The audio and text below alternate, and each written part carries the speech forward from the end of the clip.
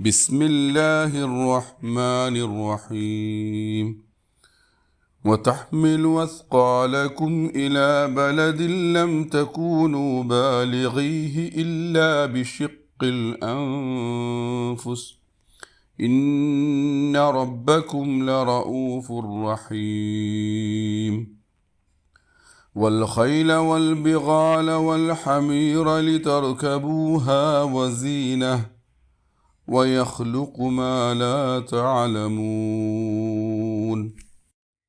പരമകാരുണികനും കരുണാവാരിധിയുമായ അള്ളാഹുവിൻ്റെ നാമത്തിൽ.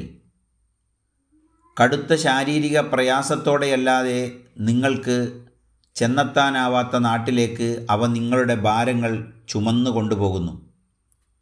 നിങ്ങളുടെ നാഥൻ അതീവ ദയാലുവും പരമകാരുണികനുമാണ്. അവൻ കുതിരകളെയും കോവർ കഴുതകളെയും സൃഷ്ടിച്ചു. നിങ്ങൾക്ക് യാത്രക്കുപയോഗിക്കാനും അലങ്കാരമായും നിങ്ങൾക്കറിയാത്ത പലതും അവൻ സൃഷ്ടിക്കുന്നു. സൂറത്തുൻ നഹൽ 7-8 ആയത്തുകൾ.